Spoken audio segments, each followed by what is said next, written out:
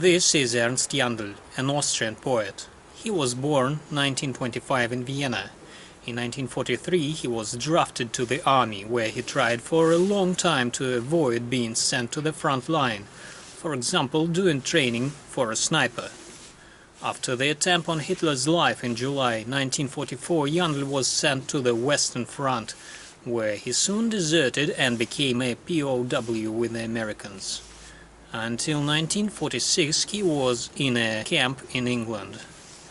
This experience left a deep footprint on Jandl's personality and found its reflection in his poetry. It is experimental poetry. I encountered it by chance. I found a book of his on a windowsill in the Austrian library at the university where we had class.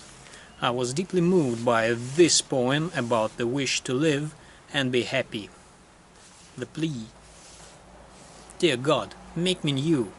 I'd be happy thanks to you, a lad or a girlie, a man or a lady, do it your way. To me it's the same, just not old and lame, please make me. Unfortunately, the wish to live and be happy doesn't always coincide with the real state of things. Here is the insanely sad poem, Father, Come Tell Me of War, in which a child is asking the father to tell him or her about war or just to talk, which turns out to be impossible. Father, come tell me of war. Father, come tell me of draft. Father, come tell me how you shot. Father, come tell me how wounded you were. Father, come tell me how you fell. Father, come tell me of war. This poem has broken rhythm. Jandl himself once said, the war doesn't sing. And he showed it, for example, in the poem schtzngrm, that created a lot of noise in the year of its first publication in 1957. Schtzngrm. Schtzngrm. Schtzngrm.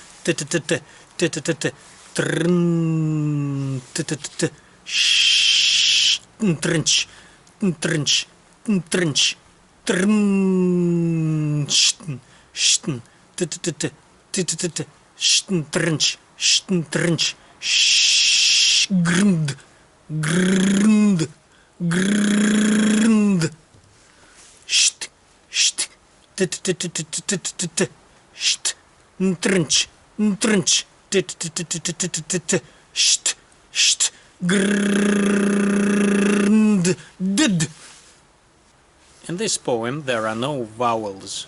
The recipient is sonically brought into the trench. You can hear the rapid gunfire, the hissing of grenades and shells, and the roar of explosions. There is no place for normal speech here. We get to see and hear skeletons and debris of words which illustrate the war of entrenchment. One can feel the temptation to think that this text radically breaks up with the normal poetic tradition which we are used to. Yes, this is not the same exultant hymns to war that were once appreciated in other countries. Let's look, for example, at the poem In Front of the Leader's Portrait, that in 2023 was written by a fake Russian poet, Gennady Rakitin, and was praised by the patriotic audience in different tiers of society, which in fact is a translation of the poem Vom Bild des Führers, originally written by the NSDAP and SA member Heribert Menzel and published in 1943. I will read you just the literal translation of this. In front of the leader's portrait. When I'm hesitating, I look at your picture. Your eyes tell me what's right only for us. Some hours I talk to you like this, as if you were close and knew about me. When one gets quiet before action, one comes to you. You, our best comrade. It is written clearly in your face what it means to be a son of Germany. Jandl wanted to distance himself by his writing from the culture developed by the Nazis and that was dominant during the war. He didn't want to have anything in common with above-quoted poetry, and throws to waste the elevated style, rhymes and the focus on the sentiments of the personages of his texts.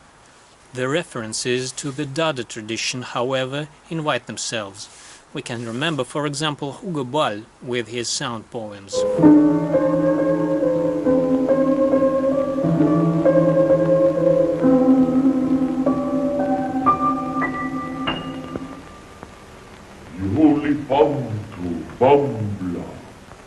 profoundly bound. Rosija fahav lahor, egiga forav, igu bloiko rusula huju, holaka holala, alagu bum, blagu bum, blagu bum, posso fataka, kusu budu subudu budu budu, asavatusha, dababaumpa, kusa kalva. This text has sound structures that sometimes resemble words of human speech and call out associations with, for example, the circus. Maybe this is due to Ball's performance during presentation of the poem. Jandl has a similar approach, as we have to guess what the text says, but it has both a plot and the main character who experiences shelling in the trench and gets killed in the end, which is only expected. But the rejection of vowels, the reduction to the skeletal sound level makes the poem especially impressive and effective in its anti-war narrative. The history of the poem's publication is interesting too. It was first published on the 19th of April 1957 in the New Ways magazine, issued by the Youth Theatre and distributed at schools with support of the Austria's Ministry of Education. Klaus Siblewski, the main scholar of Jandl's oeuvre and life, wrote that publication caused an indignant outbreak and was dubbed a cultural provocation with no analogies. And Jandl himself, who was a teacher of the German language and literature, was called a perverter of youth. This sounds so up-to-date. Various teachers' associations, for example, the Teachers' Union and the Middle School Christian Teachers' Association, protested against publication of poems by Jandl and his colleagues Gerhard Rühm and Ernst Jandl. The following was written in the Vienna Teachers' newspaper. It will be sad indeed if this kind of nonsense isn't kept away from the educational process. Herr Erich Fitzbauer wrote very beautifully in the magazine Middle School Teacher and the Middle School. Do the lyrical products of this kind have anything in common with literature? They can of course drag on their miserable existence while there are publishers and editors ready to print them and readers who like to read silly texts and look at the babbling, broken down into lines and written down. And the distribution of such texts at school is a responsibility that opens wide the doors for perversion and deterioration of aesthetic taste, and their influence on the growing minds is similar to the filth which we have successfully been fighting for many years. Well, if this is filth, I'd like to smear it on me.